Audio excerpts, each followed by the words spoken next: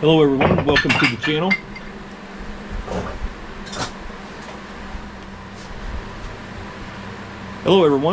channel. This is English Custom Woodworking. Today I need to mix up a small amount of epoxy to pour into this cutting board and some of the cracks and crevices. And I figured, well, I might as well record this. Somebody might get something out of this and learn something. This is how I do it. I'm not a subject matter expert on this, but I have learned a few tricks that work for me that I have tried and are successful with over the past few years. So you can try these tricks and see if they work. But so things that you'll need, I'm just going to pour a small amount. So one thing that I like to do is just some of these bathroom type cups, paper cups, plastic cups. These are paper, these are plastic, either one will work. Use these to mix with. I use a popsicle stick as a stirring stick, anything will work.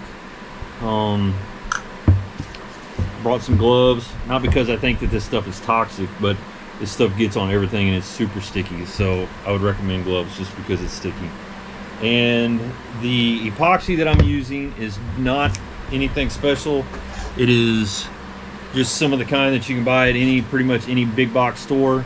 It's a 2-part epoxy, 50-50, 1-to-1 tabletop epoxy or countertop epoxy, and that's what I have been using, and I'm pretty successful with it.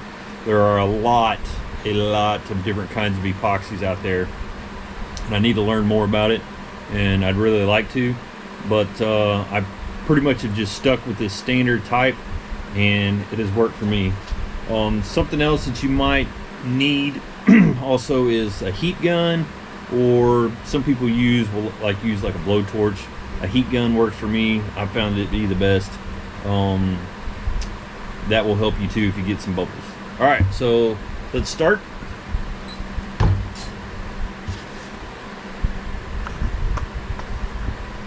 So first off, I'll show you what I'm doing.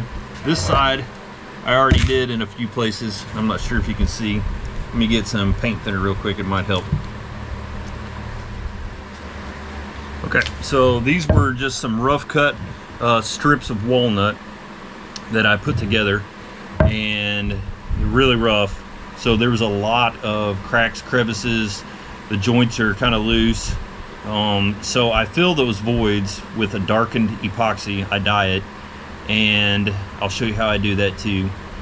And then I sand it off, and it leaves a real pretty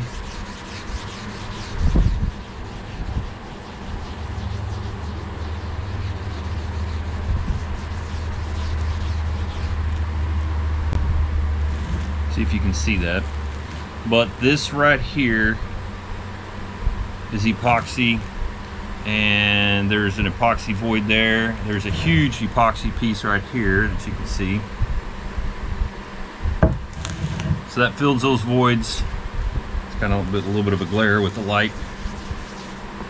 When you sand it down, looks really good in my opinion. All right, so I need to do the other side. I'm not sure if you can see with the camera or not, but there's a pretty good void here. There's some smaller voids underneath this tape on the side. Void goes all the way up. So one thing that I do on the edges is I'll just take some painter's tape and just kind of create a little bit of like a dam to hold some of the epoxy back. I might actually need to put a little bit more on there, because when you're pouring and you're filling up these crevices, it's, you know, the epoxy is kind of like a waterish type consistency, so it will want to overflow. So you gotta dam it up to create overflow. So that's what I use this painter's tape for, and it works pretty good. And the main thing is once it dries and hardens, it's super simple to take the painter's tape off, and it doesn't really stick to anything. And if it does, it sands off very easily. So it's a pretty good thing to use. So what I'm going to do and what I'm going to recommend, so one thing to add too, I'm going to dye my epoxy. I'm going to tint it. So what I use is just marker's chalk, or chalk for like carpenters use. You can use red, blue. This is a black chalk. It's a marking chalk, chalk line chalk, and it kind of looks gray, but when you mix it, it will make the epoxy kind of a deep brown tone to a black tone, and that's kind of what I'm going for to mix with the majority of the woodworking fills that I do. Kind of gives it an antique look. So this cup here has just chalk in it. All right. So to start out with, this is at 50 to 50, 50%, 1-to-1 mix. So that being said, you need 2 cups, 2 parts.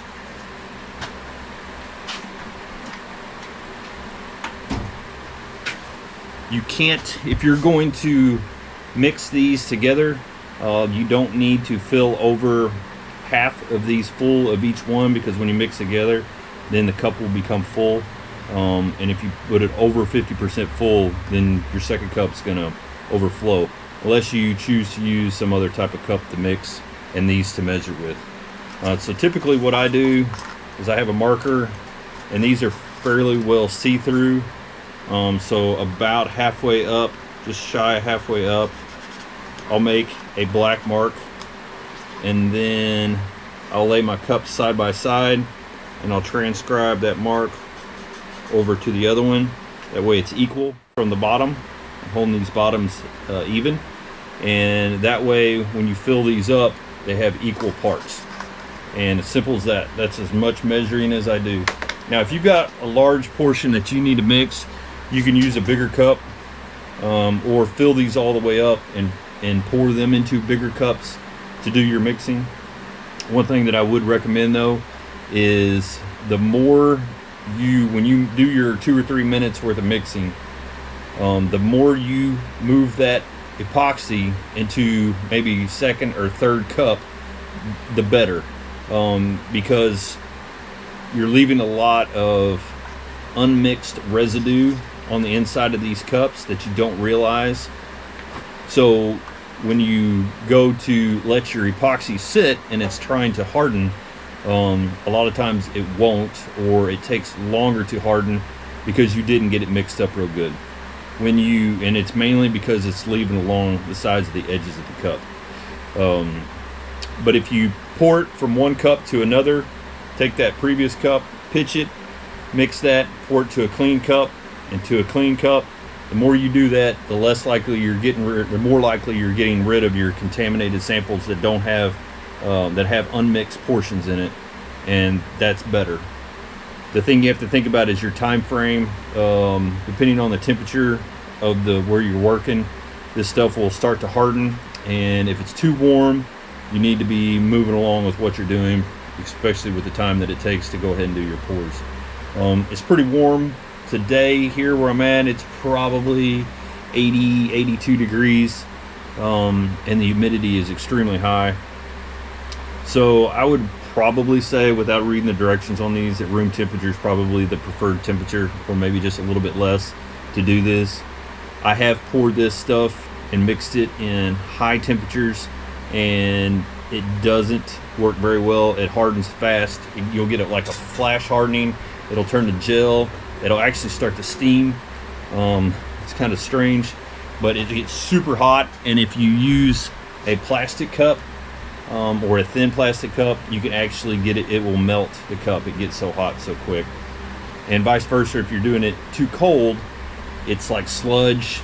It doesn't want to mix very good, and it holds the bubbles in it a lot more, which can cause problems whenever you pour into your material. So you need to kind of factor those things in. All right, so don't have to, but I'll typically put like an H on one cup, just because one of them is your resin and one of them is your hardener.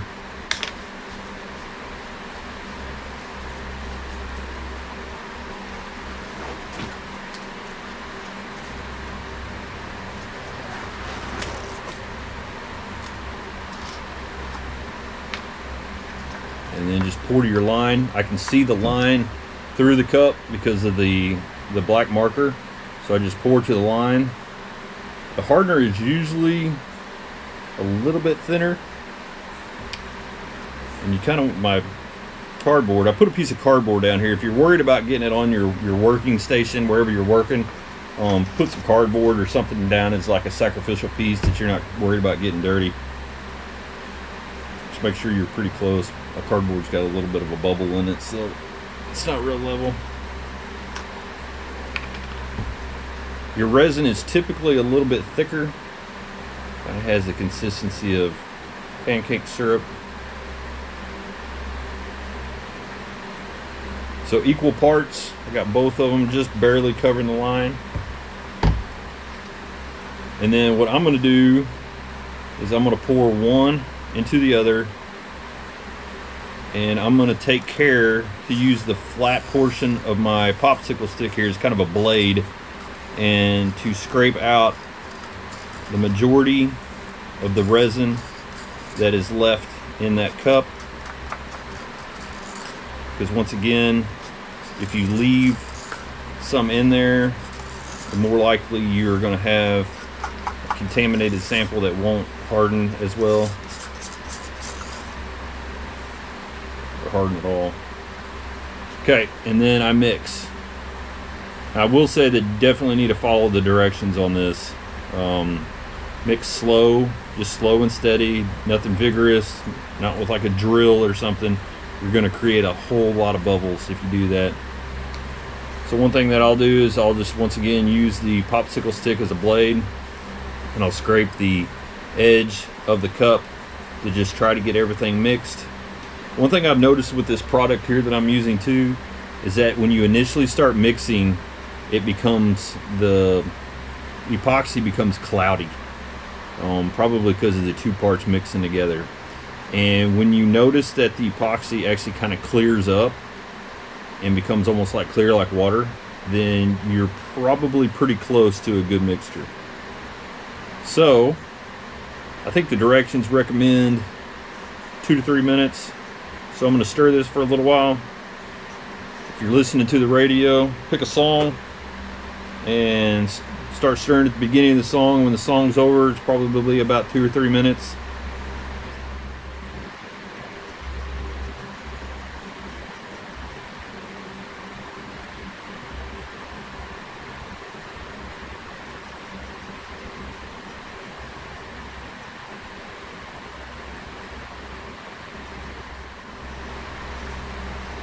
Okay, it's starting to clear up a little bit. It doesn't have to be perfect because you're going to pour this back into the other cup, and then I'm going to also pour it into another cup beyond that. And if you want to even do it another time, you can.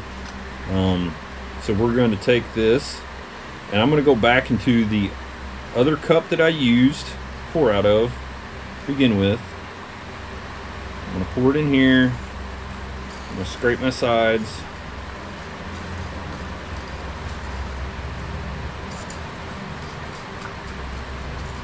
One thing that you can also do just to kind of test to see how well you thought you had it mixed, like, oh man, I think I had that mixed pretty good. Well, I'll tell you what, take this cup, leave a little bit in there, set it aside, come check it tomorrow and see if it's hardened inside that cup or if it is tacky inside that cup. And if it's tacky, you didn't have it as mixed as good as what you thought you did. And I kind of do that on the regular just to kind of test myself to see if I'm mixing it good enough.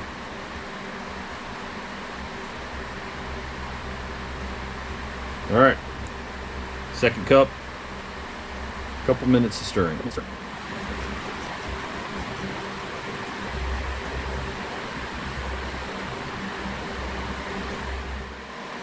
Also, if you feel the epoxy starting to warm up, then the chemical reaction is starting to happen.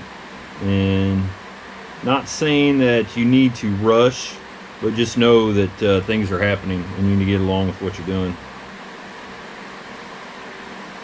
Okay, so I think I'm done with this part. This is the second mix, and I can see that I've got a few bubbles in here, but it's pretty warm in here in the room in the shop, so the bubbles aren't as bad as they could be. So clean container again.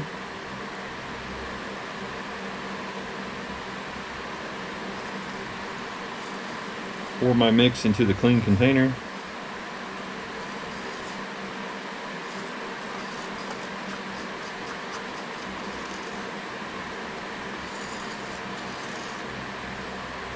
Okay, the one with the H is going to be my second one. Once again, I'm going to set this aside and I'm going to check it tomorrow to see how well I mixed it in the second batch.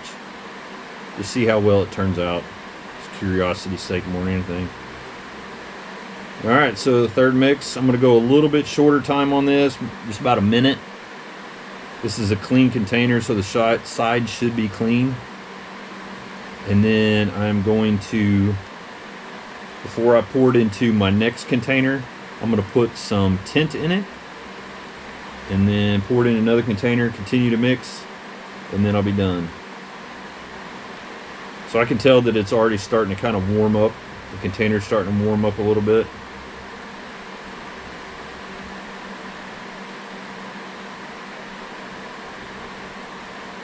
I'm not sure how many ounces these cups are, but I'd assume they're probably maybe 3-ounce cup or something.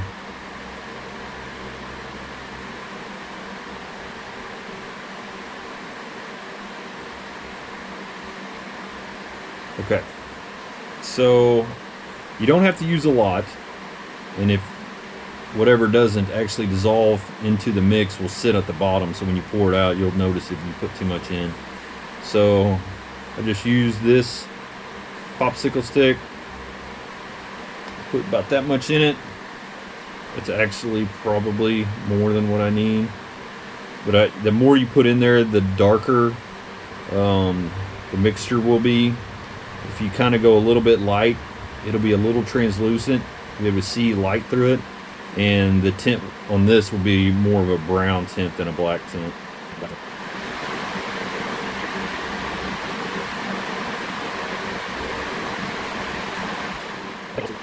I think also whenever you put a little bit of this in, it holds air. So I've noticed that when you put some of this chalk in there, you have more bubbles, because I think that the chalk has held air, and you go to mixing it around, you get a lot more bubbles coming up. One interesting thing you can do is when you start getting like there's a lot of bubbles forming here, it's almost like looking like foam, just blow some hot air across it and you just watch all the bubbles pop. That's all it takes. So, you know, if you're going to use a heat gun or a torch, really all you're needing to do is the heat that you're applying across it basically is just releasing some of the surface tension of the solution, and it's releasing the air. It's becoming just mildly less viscous, and it's releasing the air. Alright, so I'm going to pour into my last cup. Once again, some of you might think this is excessive, and that's fine. You don't have to do this, but I'm telling you, it makes for a cleaner pour, and you're more likely to have success and not have the tacky residue that you're pouring on your material that you're going to have to deal with, and basically you've ruined your project. Speaking from experience.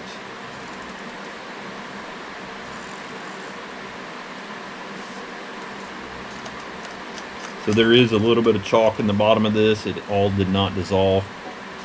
And actually you can see a little bit of chalk sitting there on the top of that. So, once again, not very long.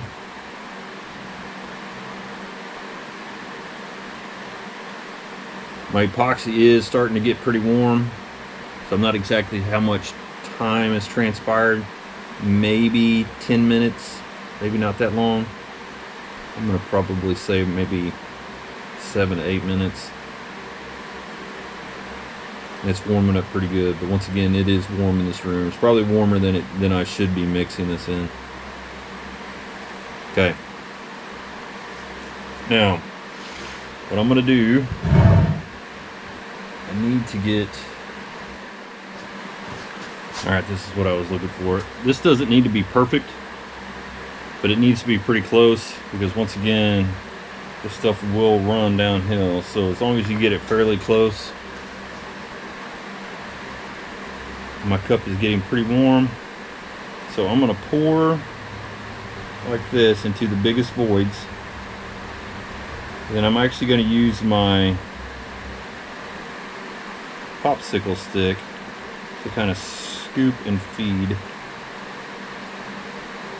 Now, if I was fearful that these voids were actually going all the way through the material, I would have taped the back side, but I've already done the other side on a previous pour, so I'm not terribly worried about it.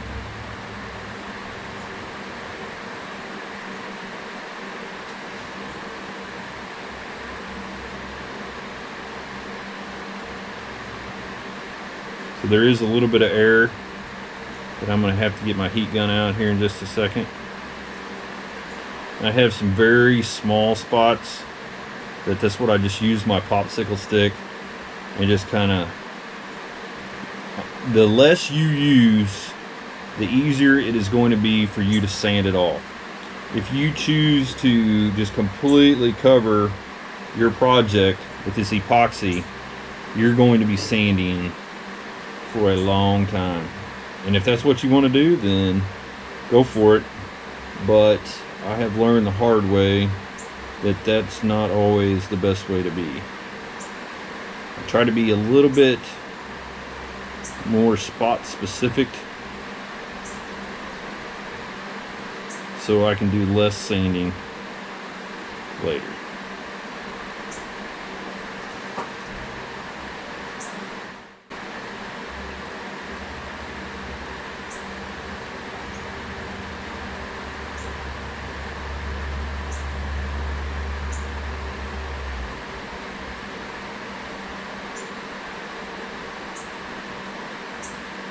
I've got a fan going in the background, you might be able to hear it, and it's providing a little bit of airflow in the room. I've noticed that this stuff, I wouldn't say that there's like toxic stuff that you're breathing, but the warmer the ambient air temperature is when this stuff starts to cure, it has a stout odor. I say stout, a strong odor. It's noticeable. You might not want to breathe it. If you're worried about it, you can wear a mask or a respirator.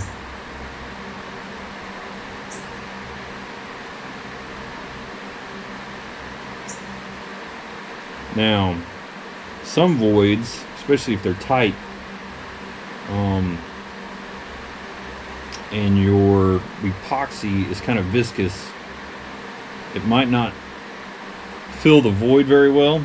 See how much left? I've got that much left right here, and my voids are pretty well filled. So I mixed up twice, 2 to 3 times what I actually needed. So I'm getting quite a few bubbles here, here. And once again, if your voids are kind of snug and the stuff is kind of viscous and it doesn't want to run down in, you might have to kind of sit here and put a little bit, it fills, and eventually it'll pop a bubble. And you'll have a void, top it off, pop a bubble, top it off. If you've done this very many times, you'll kind of figure that out. So I'm going to let this sit for just a second. I'm going to get my heat gun out and try to get rid of some of these bubbles and make sure my voids, I'm trying to fill this just barely skimmed above the level. That way when I'm sanding, I don't have to sand a lot.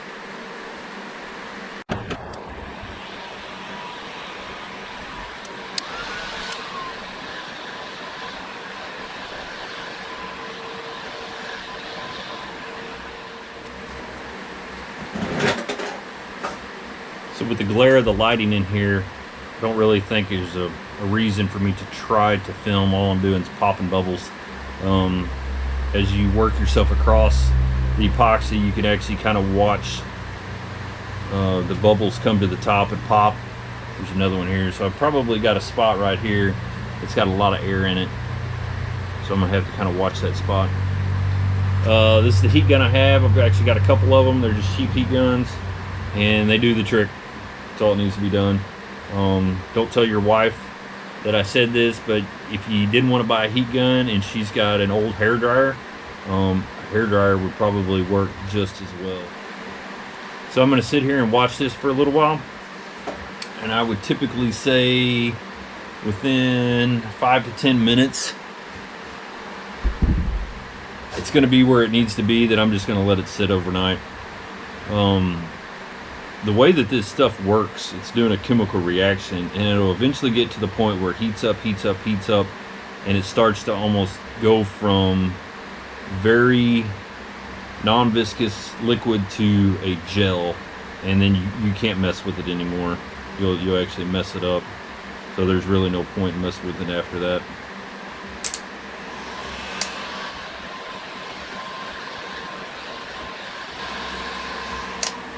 For those of you who don't think that you need to pop the air bubbles, that's up to you, man. That's a mistake in my opinion, but I've ruined a couple of very expensive projects by not popping the air bubbles, and it looks like crap because you can see all the air in it.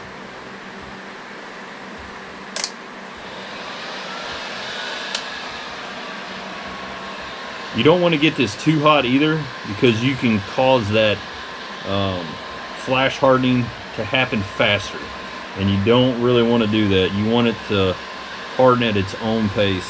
Don't rush it.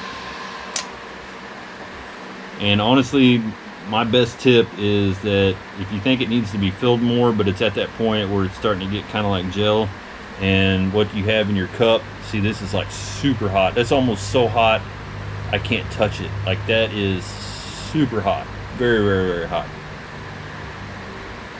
I don't know, I don't have a temperature gauge, but I'd be curious how hot that is. I mean, it's almost like picking up a piece of hot toast out of your toaster. You just touch it for a second, you gotta let go.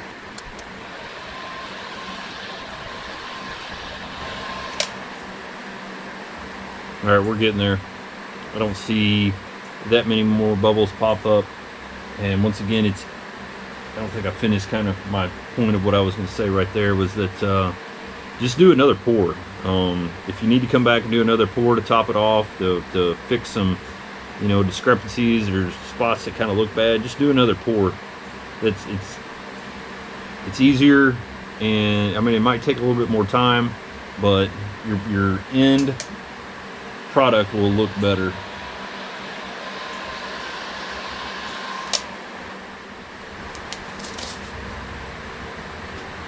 It's actually getting so hot that it's deforming.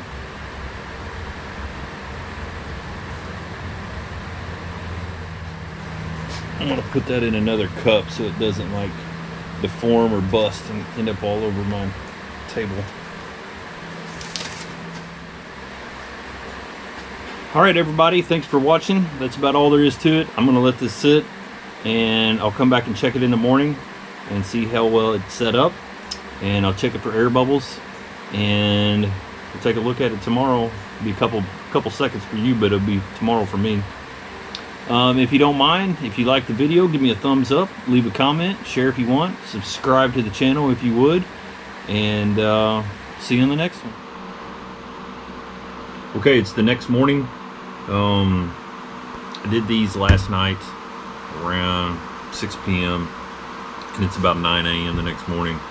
So roughly 15 hours later, the epoxy that I poured is dry. It's not tacky at all.